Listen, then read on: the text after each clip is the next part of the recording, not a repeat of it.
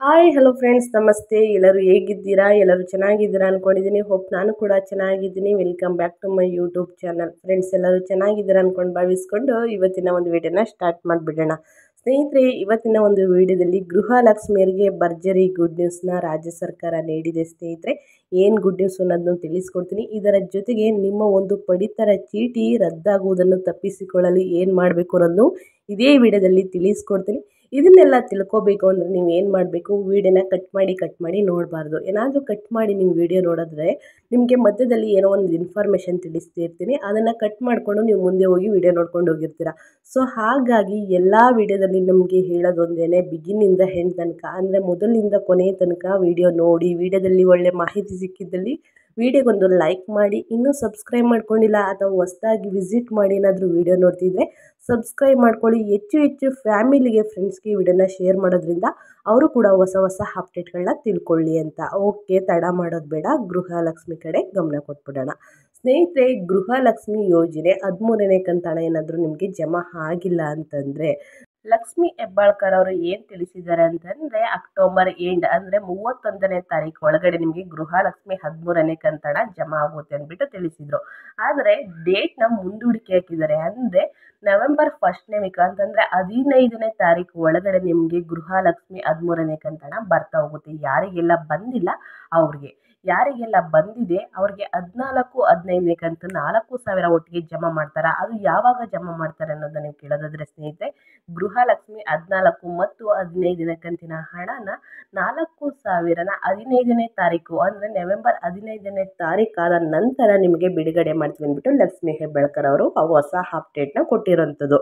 ಇದರ ಜೊತೆಗೆ ಸ್ನೇಹಿತರೆ, ನಿಮ್ಮ ಒಂದು ಪಡಿತರ ಚೀಟಿ ರದ್ದಾಗುವುದನ್ನು ತಪ್ಪಿಸಿಕೊಳ್ಳಲು ನೀವು ನಿಮ್ಮ ಹತ್ತಿರದ ತಹಸೀಲ್ದಾರ್ ಕಚೇರಿಗೆ ಭೇಟಿ ನೀಡಬೇಕಾಗುತ್ತದೆ. ಮುಖ್ಯವಾಗಿ ಗಮನಿಸಬೇಕಾದ ವಿಷಯವೇನೆಂದರೆ ಸ್ನೇಹಿತರೆ, ನೀವು ಪಡಿತರ ಚೀಟಿ ಪಡೆಯಲು ಅರ್ಹತೆ ಹೊಂದಿದ್ದರೆ ಮಾತ್ರ ನೀವು ಕಚೇರಿಗೆ ಭೇಟಿ ನೀಡಿ. ಒಂದು ವೇಳೆ ಅನರ್ಹರಾಗಿದ್ದರೆ ಅಂದರೆ ನಿಮ್ಮ ಪಡಿತರ ಚೀಟಿಯು ಅನರ್ಹ ಎಂದು ತಹಸೀಲ್ದಾರ್ ಕಚೇರಿಗೆ ಭೇಟಿ ನೀಡಿ ನಿಮ್ಮ ಪಡಿತರ ಚೀಟಿಯನ್ನು ನೀವು ದಂಡದಿಂದ ಪಾರಾಗಬಹುದಾಗಿದೆ. ಸೊ ನಿಮಗೆ ಅರ್ಥ ಆಗಿದೆ ಅಂತ ಅಂದ್ಕೊಂಡಿರ್ತೀನಿ. ಹೌದು ಸ್ನೇಹಿತರೆ, ಸುಮಾರು 14 ಲಕ್ಷ ಪಡಿತರ ಚೀಟಿಗಳು ಅನರ್ಹ ಎಂದು ಪತ್ತೆಯಾಗಿದ್ದು ಈ ಎಲ್ಲ ಪಡಿತರ ಚೀಟಿಗಳು ಬೇಗನೆ ರದ್ದಾಗಲಿದೆ ಎಂಬುದರ ಬಗ್ಗೆ ಮಾಹಿತಿ ತಿಳಿದು ಬಂದಿದ್ದು, ಈ ಒಂದು ಪಟ್ಟಿಯಲ್ಲಿ ನಿಮ್ಮ ಹೆಸರು ಇದ್ದರೆ ಬೇಗನೆ ಚೆಕ್ ಮಾಡ್ಕೊಳ್ಬೋದು ಸ್ನೇಹಿತರೆ. ಗೂಗಲಲ್ಲಿ ಹೋಗ್ಬಿಟ್ಟು ನೀವು ರೇಷನ್ ಕಾರ್ಡ್ ಅಂತಂದರೆ ಆಹಾರ ಇಲಾಖೆ ಅಂತ ಹೊಡೆದ್ರೆ ನಿಮಗೆ ನಿಮ್ಮ ರೇಷನ್ ಕಾರ್ಡ್ದು ಏನು ನಂಬರ್ ಇರುತ್ತೆ ಅದನ್ನು ನೀವು ಹಾಕಿದಾಗ ನಿಮ್ಮದು ಏನಾದರೂ ರದ್ದಾಗಿದ್ದರೆ ರೇಷನ್ ಕಾರ್ಡ್ ಅಲ್ಲಿ ತೋರಿಸುತ್ತೆ. ರದ್ದಾಗಿಲ್ಲ ಅಂತಂದರೆ ನಿಮಗೆ ಏನು ಅಕ್ಕಿ ಹಣ ಬರುತ್ತೆ ಮತ್ತು ಏನು ಪ್ರತಿ ತಿಂಗಳು ರೇಷನ್ ತಗೋತೀರಾ ಅದು ಪ್ರತಿ ತಿಂಗಳು ಬರ್ತಾ ಹೋಗುತ್ತೆ ಸ್ನೇಹಿತರೆ.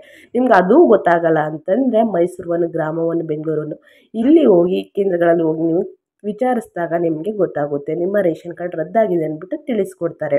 ಇದರ ಜೊತೆಗೆ ಅನ್ನಭಾಗ್ಯದ ಅಪ್ಡೇಟ್ಸ್ ಕೂಡ ನಿಮಗೆ ತಿಳಿಸ್ಕೊಡ್ತೀನಿ. 3 ತಿಂಗಳ ಹಣ ಆಹಾರ ಇಲಾಖೆ ಬಿಡುಗಡೆ ಮಾಡಿದ್ದೀವಿ ಅಂದ್ಬಿಟ್ಟು ತಿಳಿಸಿದ್ದಾರೆ.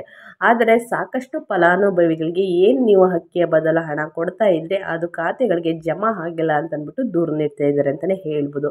ಸೊ ಅವರು ಬಿಡುಗಡೆ ಮಾಡಿದರೆ 3 ತಿಂಗಳ ಹಣ ನಿಮಗೆ ಲೇಟಾಗಿ ಜಮಾ ಆಗ್ಬೋದು. ಈ ತಿಂಗಳಲ್ಲಿ ಜಮಾ ಆಗಲಿಲ್ಲ ಅಂತಂದರೆ ನವೆಂಬರ್ 1ನೇ ವೀಕಲ್ಲಿ ನಿಮಗೆ ಜಮಾ ಆಗಿರುತ್ತೆ ಸ್ನೇಹಿತರೆ. ಇದರ ಜೊತೆಗೆ 14 ಮತ್ತು 15ನೇ ಕಂತು ಹಣ ಗೃಹಲಕ್ಷ್ಮಿ ಹಣ ಒಟ್ಟಿಗೆ ಜಮಾ ಮಾಡ್ತಾರಾ ಅಥವಾ ಸಿಂಗಲ್ ಆಗಿ ಅಂತಂದರೆ 14ನೇ ಕಂತು ಹಣ ಬಿಡುಗಡೆ ಆದ ನಂತರ ಒಂದು ವೀಕ್ ಆದಮೇಲೆ 15ನೇ ಕಂತು ಹಣನ ಬಿಡುಗಡೆ ಮಾಡ್ತಾರಾ ಮೇಡಮ್, ಅದನ್ನು ತಿಳಿಸ್ಕೊಡಿ ಅಂದ್ಬಿಟ್ಟು ನೀವು ಕೇಳ್ತಾ ಇದ್ರಿ. ಅಪ್ಡೇಟ್ಸ್ ಬಂದಿರೋ ಪ್ರಕಾರ 4,000 ಹಣನ ನಿಮಗೆ 15ನೇ ತಾರೀಕು ಮೇಲೆ ಅಂದರೆ ನವೆಂಬರ್ 15ನೇ ತಾರೀಕು ಮೇಲೆ 4,000 ಹಣನ ನಿಮ್ಮ ಖಾತೆಗಳಿಗೆ ಜಮಾ ಮಾಡ್ತೀವಿ ಅಂದ್ಬಿಟ್ಟು ಲಕ್ಷ್ಮಿ ಹೆಬ್ಬಾಳ್ಕರ್ ಅವರು ಅಪ್ಡೇಟ್ಸ್ ಕೊಟ್ಟಿರೋಂಥದ್ದು. ಏನಾದರೂ ಮುಂದಿನ ದಿನಗಳಲ್ಲಿ ಏನಾದರೂ ನೀವು 2,000 ಹಣ ಜಮಾ ಮಾಡ್ತೀವಿ ಅಂದ್ಬಿಟ್ಟು ಏನಾದರೂ ತಿಳಿಸಿದರೆ ಅಥವಾ ಡೇಟ್ನ ಚೇಂಜ್ ಮಾಡಿದ್ರೆ ಆ ಅಪ್ಡೇಟ್ಸ್ ಬಂದರೂ ಕೂಡ ತಿಳಿಸ್ಕೊಡ್ತೀನಿ. ಇದನ್ನೆಲ್ಲ ತಿಳ್ಕೊಬೇಕು ಅಂತಂದರೆ ದಯವಿಟ್ಟು ನನ್ನ ಚಾನಲ್ನ ಸಬ್ಸ್ಕ್ರೈಬ್ ಆದರೆ ಹೊಸ ಅಪ್ಡೇಟ್ಗಳನ್ನ ನೀವು ತಿಳ್ಕೊತಾ ಹೋಗ್ತೀರಾ ಅಂತ ತಿಳಿಸ್ಕೊಡ್ತಾ ಇದ್ದೀನಿ ಸ್ನೇಹಿತರೆ. ಇದರ ಜೊತೆಗೆ ನಿಮಗೆ ಪೆಂಡಿಂಗ್ ಗೃಹಲಕ್ಷ್ಮಿ ಹಣ ಬಂದಿಲ್ಲ ಅಂತಂದರೆ ಸ್ನೇಹಿತರೆ, ಹೊಸದಾಗಿ ನೀವು ಅರ್ಜಿ ಸಲ್ಲಿಸಬೇಕಾಗುತ್ತದೆ. ರೇಷನ್ ಕಾರ್ಡ್ಗೆ ಅರ್ಜಿ ಸಲ್ಲಿಸೋದಕ್ಕೆ ಕಾಲಾವಕಾಶ ಇನ್ನೂ ಕೊಟ್ಟಿದ ನಂತರ ನಿಮಗೆ ತಿಳಿಸ್ಕೊಡ್ತೀನಿ. ಆವಾಗ ಹೊಸದಾಗಿ ಅರ್ಜಿ ಸಲ್ಲಿಸೋರು ಸಲ್ಲಿಸಿ ಅಂತ ಹೇಳ್ತಾ ಇವತ್ತಿನ ಒಂದು ವಿಡಿಯೋನ ಎಂಡ್ ಮಾಡ್ತಾ ಇದ್ದೀನಿ. ದಯವಿಟ್ಟು ಇವತ್ತಿನ ಒಂದು ವಿಡಿಯೋ ಇಷ್ಟ ಆಗಿದ್ರೆ ವಿಡಿಯೋಗೊಂದು ಲೈಕ್ ಮಾಡಿ. ಇನ್ನೂ ಸಬ್ಸ್ಕ್ರೈಬ್ ಮಾಡ್ಕೊಂಡಿಲ್ಲ ಅಂದರೆ ಸಬ್ಸ್ಕ್ರೈಬ್ ಮಾಡ್ಕೊಳ್ಳಿ. ಹೆಚ್ಚು ಫ್ಯಾಮಿಲಿಗೆ, ಫ್ರೆಂಡ್ಸ್ಗೆ ವಿಡಿಯೋನ ಶೇರ್ ಮಾಡಿ ಅಂತ ಹೇಳ್ತಾ ಮತ್ತೊಂದು ವಿಡಿಯೋ ಜೊತೆ ಮತ್ತೊಂದು ಹೊಸ ಅಪ್ಡೇಟ್ ತೊಗೊಂಡು ಬರ್ತೀನಿ. Thank you for watching.